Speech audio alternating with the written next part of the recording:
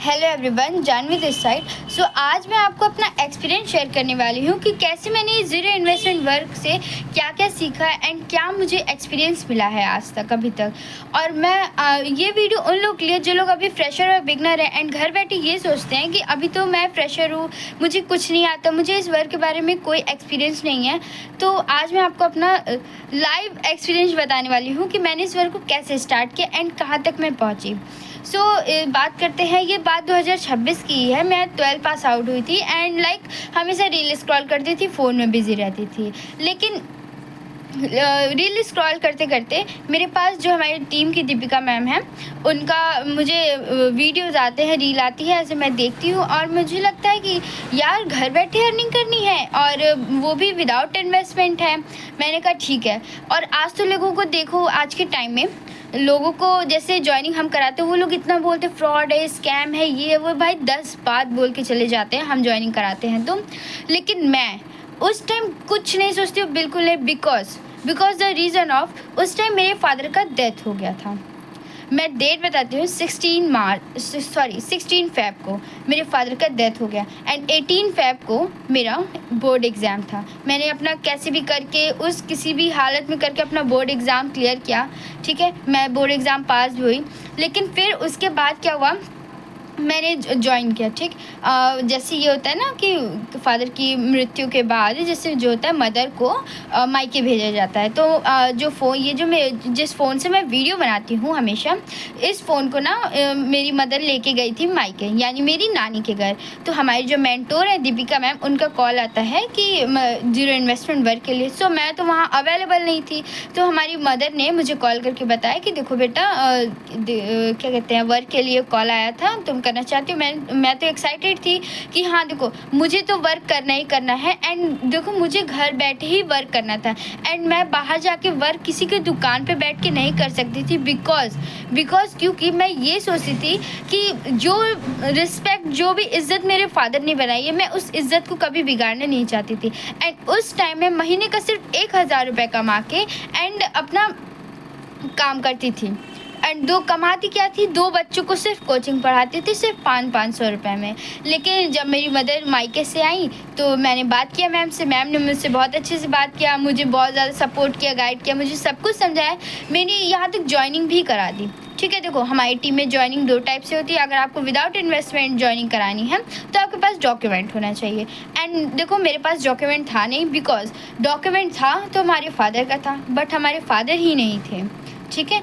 And हमारी mother का कुछ नहीं था, ना बैंक अकाउंट था, ना खाता था एंड हमारे ब्रदर और सिस्टर का भी कुछ नहीं था। मतलब मैं अकेली थी जो मुझे डिसाइड करना था, सपोर्ट करना। मुझे कोई सपोर्ट करने वाला नहीं था, मुझे कोई दिमाग देने वाला नहीं था, मुझे इतना नहीं कोई समझाने वाला था कि बेटा यहाँ पे फ्रॉड या स्कैम भी होता है। मैंने ये तक नहीं सोचा। मैं बिना किसी इशू के, बिना कुछ सोचे, मैंने डायरेक्ट 199 से रजिस्ट्रेशन कराया, ठीक है।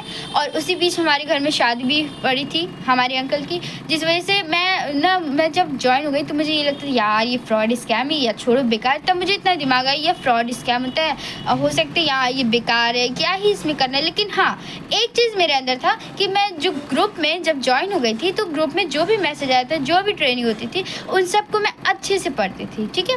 उस चीज़ पे ध्यान देती थी। और लेकिन मैं मैम से, हमारी जो मैम है वो सिर्फ सीरियस कैंडिडेट के साथ वर्क करती हैं एंड वो ना हमेशा ये बोलती हैं कि देखो अगर सीरियस हो तभी वर्क करना, ठीक है। तो मैं वर्क के लिए सीरियस तो थी बट उतनी नहीं थी जितना होना चाहिए, ठीक है। लेकिन मैं हमेशा लोगों की अर्निंग देखती थी। लेकिन ऐसे ही करते करते मेरे दिमाग में जब ये आया कि यार सॉरी मैंने यार बोला, लेकिन लोग यहाँ पे अर्निंग कर रहे हैं, यहाँ पे लोग अर्निंग कर रहे हैं, इतनी अच्छी खासी अर्निंग कर रहे हैं और यहाँ मैं घर बैठे कुछ नहीं कर रही हूँ। और यहाँ तो मैं चाहती हूँ इनकम करना, मैं डेली बेसिस पे मीटिंग स्किल सब कुछ सिखाई जाती है बट मेरे उसमें कोई इंटरेस्ट नहीं था। लेकिन फिर मैंने सोचा नहीं, मुझे तो करना होगा। देखो अगर लाइफ में कुछ चाहिए ना, तो जो हमारी सोच है ना, जो हमारा बुरा सोच है उसको पीछे छोड़ना ही पड़ेगा एंड उसको जो अच्छी सोच है उसको लेके आगे बढ़ना पड़ेगा और हमें पॉजिटिव सोचना पड़ेगा। सो मैंने अपनी पॉजिटिव थिंकिंग के साथ मैं अपने इस वर्क को आगे बढ़ाई। और मैं आपको सीरियस बता दूं, और फिर उसके बाद ज़्यादा नहीं, अभी 1 मंथ हुआ है मैंने अभी अच्छे से एकदम मतलब मन लगा के वर्क करना स्टार्ट किया है एंड मुझे रियली मैं बताना चाहती हूँ मुझे रिस्पॉन्स आ रहा है। और जो हमारी टीम की दीपिका मैम है मेंटोर, वो बहुत ही ज़्यादा सपोर्ट और गाइड करती हैं एंड मैं इस बात के लिए बहुत ही ज़्यादा गॉड की थैंकफुल हूँ कि उस टाइम तो मैंने कुछ नहीं सोचा जिस टाइम मैं ज्वाइन कर रही थी या फ्रॉड स्कैम। यहाँ तो लोग बहुत सी बातें बोल के भी चले जाते हैं बट उससे हमें कोई फ़र्क नहीं पड़ता क्योंकि हमें पता है फ्रॉड स्कैम होता है। बट मुझे उस टाइम कोई सपोर्ट और गाइड करने वाला नहीं था। तो फर्स्ट ऑफ ऑल आप ये बोलना छोड़ दो कि आपको कोई गाइड या सपोर्ट करने वाला नहीं है। गाइड तो सपोर्ट करने वाला मुझे भी कोई नहीं था एंड मोस्ट जो होते हैं फादर होते हैं। हमारे तो फादर ही नहीं थे एंड घर वाले कहते हैं कि घर वालों को कोई नॉलेज नहीं है इन सब चीज़ के बारे में। लेकिन जो भी डिसाइड जो भी सब करना था मैंने खुद से किया एंड खुद के ही बेस पे किया एंड सपोर्ट और गाइड करने वाला कौन था? सिर्फ हमारी टीम की दीपिका मैम और कोई नहीं था। उन्होंने जो भी समझाया जो भी सिखाया एंड कॉन्फिडेंस दिलाया उन्होंने ही दिलाया एंड आज जो जितना मजबूत उन्होंने हमें बनाया ना, शायद हमारे फैमिली वाले भी नहीं हमें बना पाए। तो देखो इस चीज़ को सोचना छोड़ दो कि तुम किसी चीज़ को नहीं कर सकते। अगर तुम एक चीज़ को ठान लेते हो कि तुम्हें उस चीज़ को करना है तो तुम देखो करके ही दिखाओगे। समझ में आया?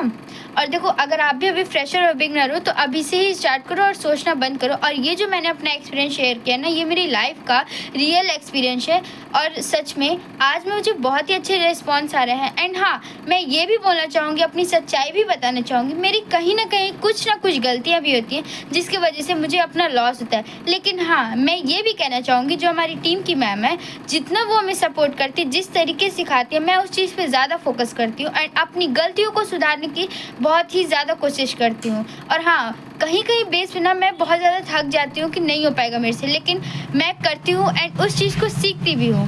सो थैंक यू मैम, हमें इतना गाइड सपोर्ट करने के लिए और इतना अच्छा लाइफ का एक्सपीरियंस भी शेयर बताने के लिए और इतना अच्छा सब कुछ कराने के लिए। So thank you ma'am.